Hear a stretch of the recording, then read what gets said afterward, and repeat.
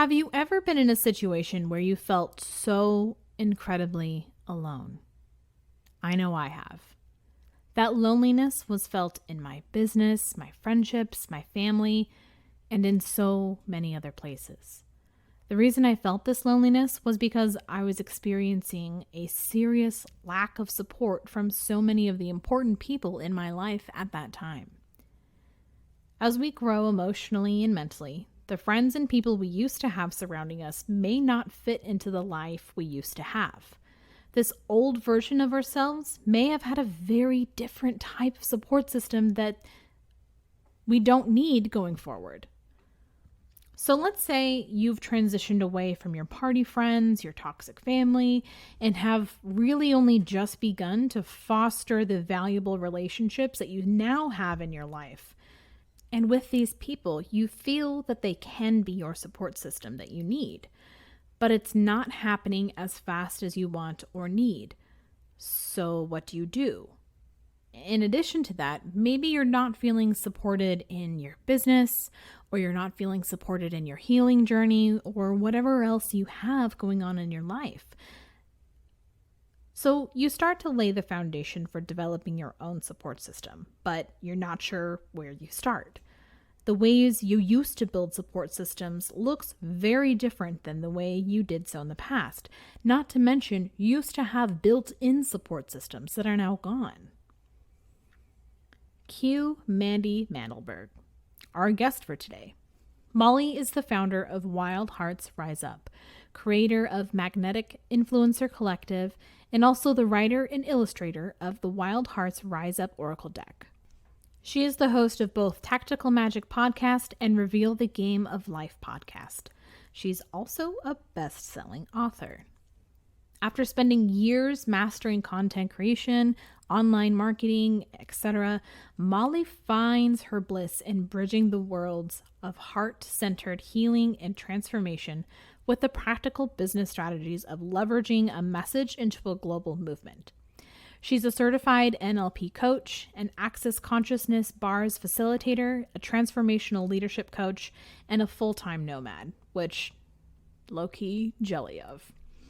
Molly works with coaches, healers, and conscious leaders to broadcast their messages with ease so they can reach more people and make more money with less time spent. She travels the world full-time, and she runs her 6-figure business out of her self-converted Sprinter van, Tiny Home.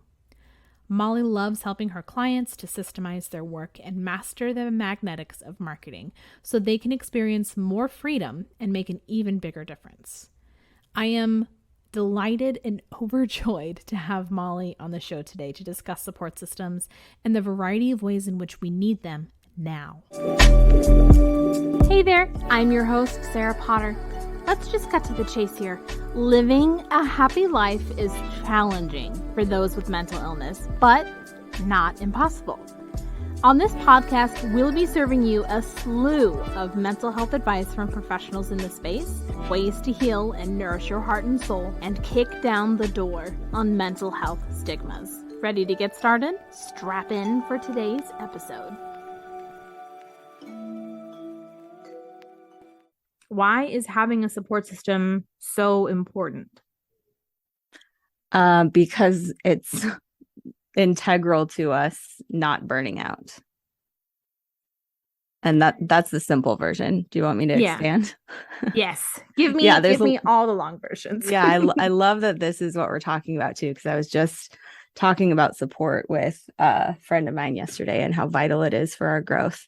There's a lot of different ways it can look. I think when we're looking through the lens of marketing or our businesses, oftentimes we think support is going to either be a mentor or a team member that's going to help us actually build our business or run our businesses.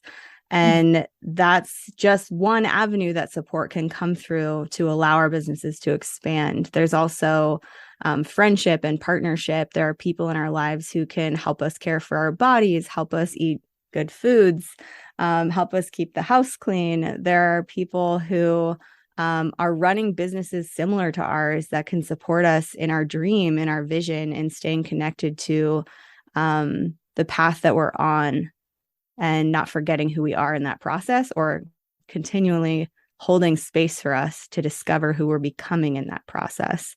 And all of those different components of support can sort of amalgamize, I guess you say, into a support system that makes it easier to do great things, to be the bigness of who we truly are becoming, and to do that without the overwhelm, without the burnout, without the as much stress as we might have otherwise. I think there's a myth of solopreneurship where we think, oh, I'm running a business myself. That means I have to do everything myself and understand every aspect of it myself and then hold myself through it because no one else in my life really gets it.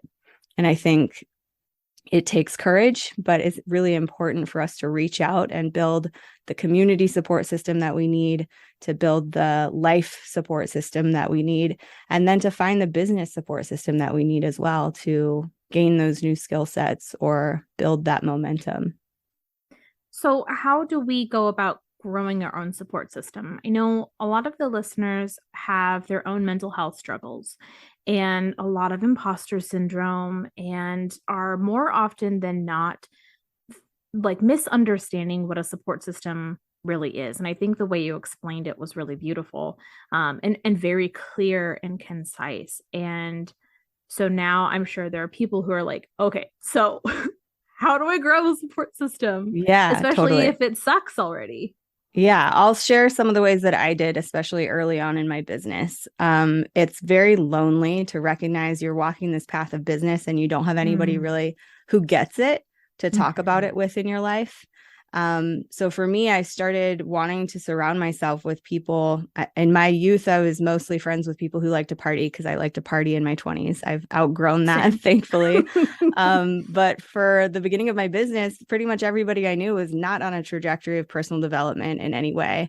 And they were not able to hold the vision of what I was trying to create, because most people think it's kind of crazy to strike out on your own and start your own business. So I first started going to all kinds of meetup groups. I started networking like a crazy person and just trying to surround myself with people who either got this business thing and were doing something similar, or who might want to be friends in that journey, or both.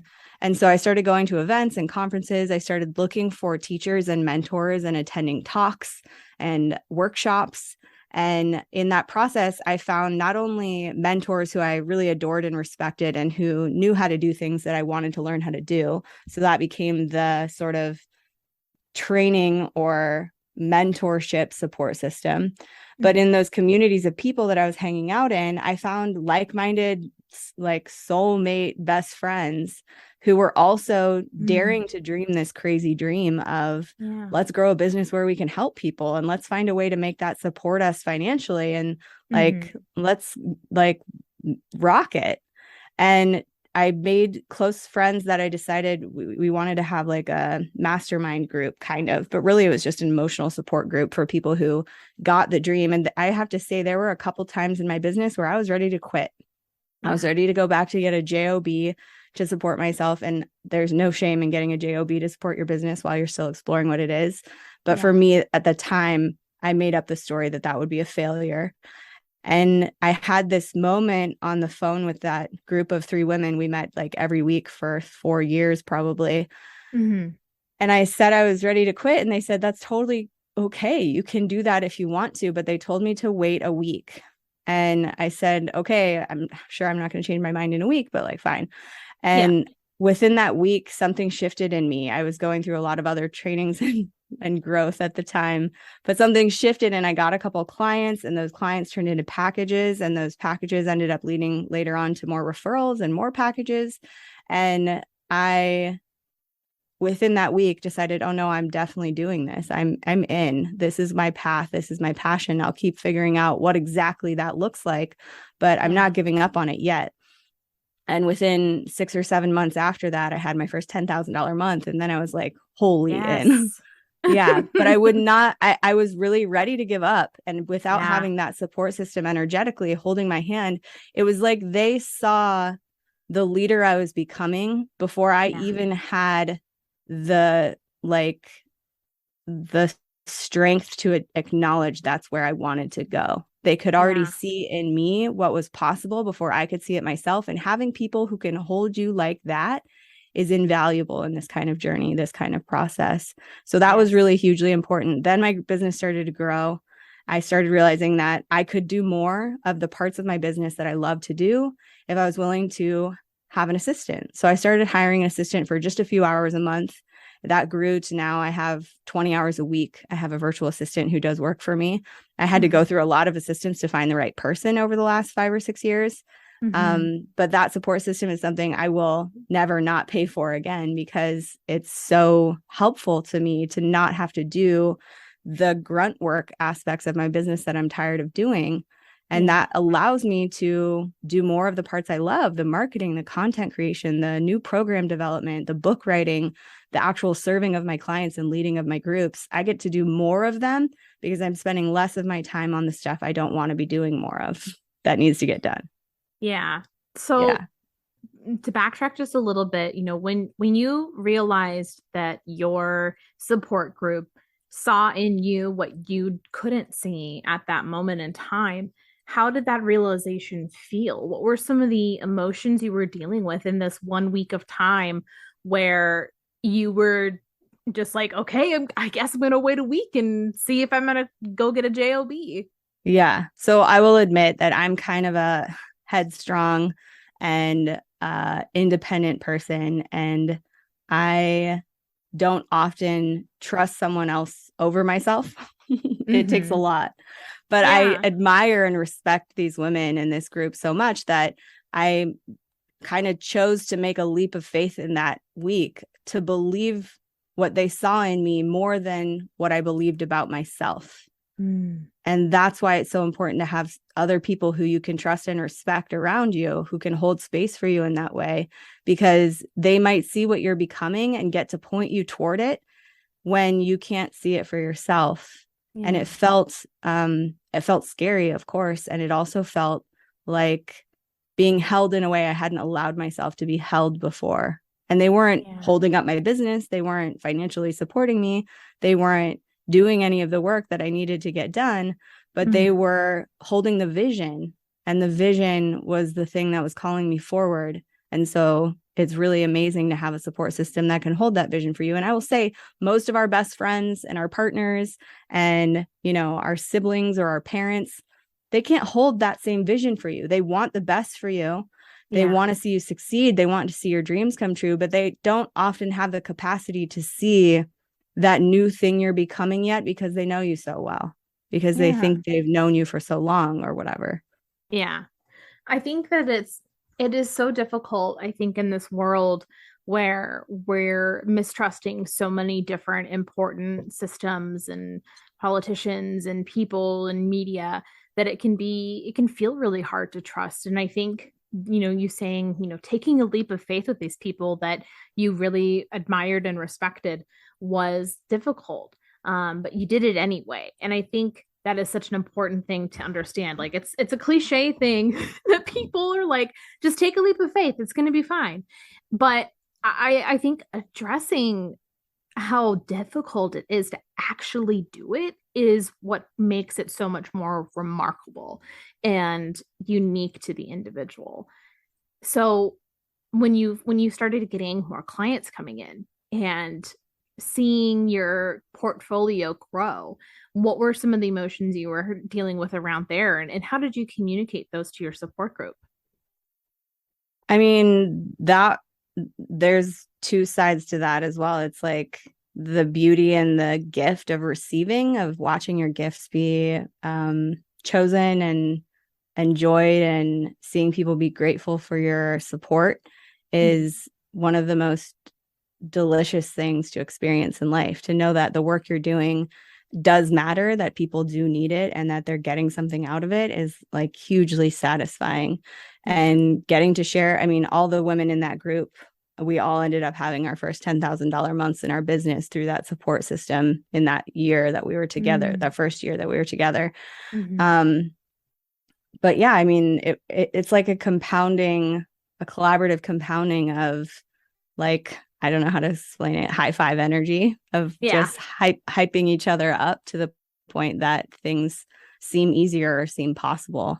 And that can happen through a mastermind group that you create with other like-minded individuals. It can also happen through getting the right coach or mentor who's on your team and who's ready to go to bat for you when you hit those low moments and remind you who the fuck you are, excuse my French, to use all the curse words. It's totally to expand into that true potency of you and become that person that you've shared you want to become.